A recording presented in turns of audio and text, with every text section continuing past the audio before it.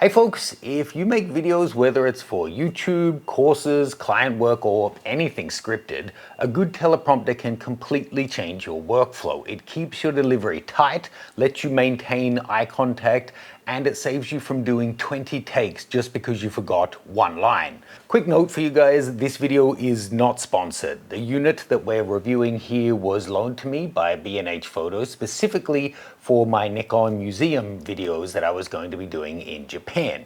And everything I'm sharing here is 100% my own experience.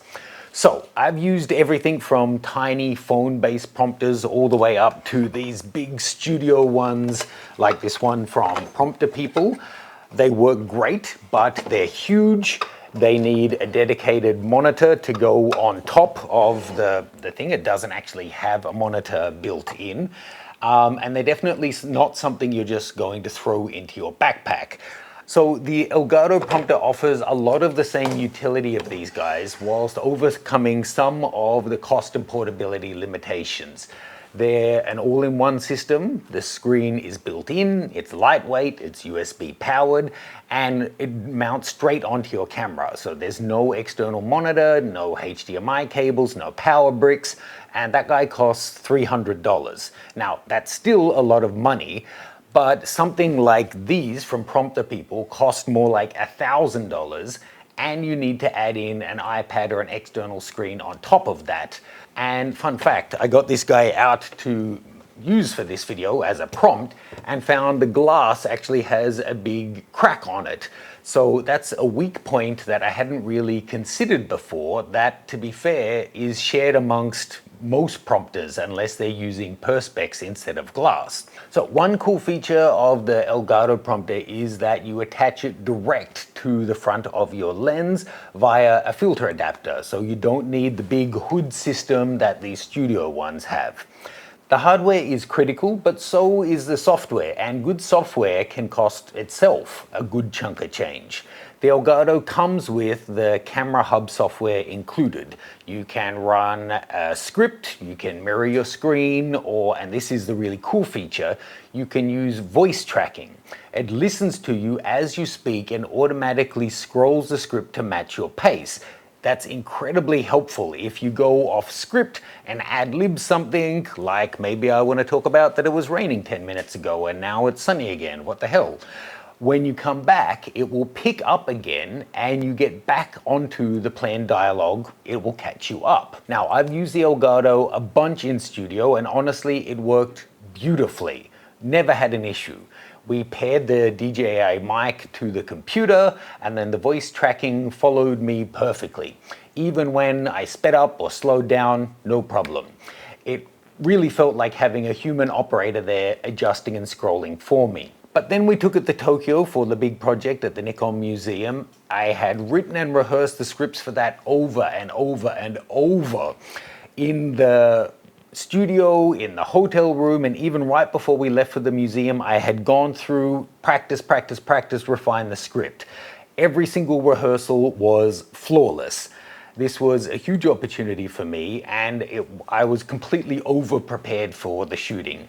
I'd refined my script, dotted every I, crossed every T, ready to go. And then we got to the museum, set everything up, and the voice tracking just refused to work. It was a quiet museum, there were no other guests there. We tried indoors, outdoors, nothing. The mic was connected, everything looked right, it simply wouldn't track. Now let's zoom out. The teleprompter is just fucking with me. It took all that time because it wouldn't connect and now it's not moving properly. It did move once. Welcome folks, and it's meant to change color. Welcome folks, in this mini-series we've looked at two of Nikon's most extreme lenses. Now let's zoom out. Is there more after that? Yeah, the whole script. No, you shouldn't have to do anything. This is the AI fisheye Nikon 8mm f2.8. Why? Oh, it's not moving. No. If there's going to be one piece of equipment that you're relying on, don't make it be a prompter. In the moment, with a tight schedule and so many variables going on, it was incredibly stressful. I'll be honest, I came very close to wanting to grab the Elgato Prompter and smash it on the ground. I was so frustrated.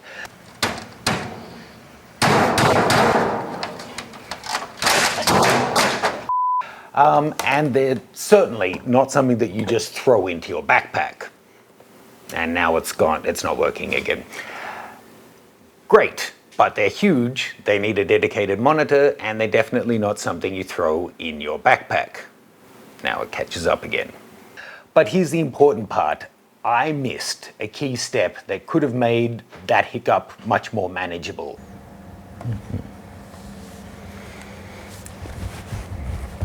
Just gotta let the prompter catch up.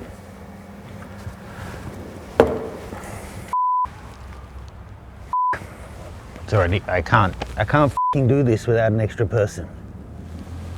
Or having the prompter actually work. I hadn't taken the time to set a manual scroll speed that matched my natural delivery. So I was relying completely on the voice tracking. So when that failed, I had no backup plan. So my top tip is, if you're going to use a prompter like this, especially on location or for a critical shoot, take the time to figure out what your ideal speed is. For me, it might be 50% or 70% or whatever, but knowing that number means that if the voice tracking does die on you, you can switch to manual, kind of a constant speed, and just keep rolling. Now, it's worth noting that not everything I do is working from a script. A lot of the YouTube content is off the cuff, and indeed my Patreon page, you can see the uncut, uncensored, behind the scenes footage of YouTube shoots, as well as art and boudoir shoots. You can find details on that in the description below. The point is, for me, having a more affordable prompter option for $300 with a screen instead of $1,000 with no screen, it makes a lot of sense because I don't use it every day. So overall, the Elgato Prompter is compact, it's clever, it's genuinely powerful and has a lot of great options in there.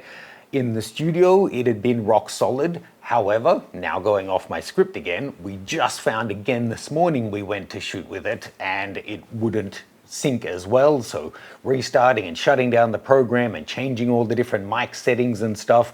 And then it just came back on, and then it came off again, and then it came on again. So I don't know what to tell you. It had been rock solid in studio until a couple of weeks ago.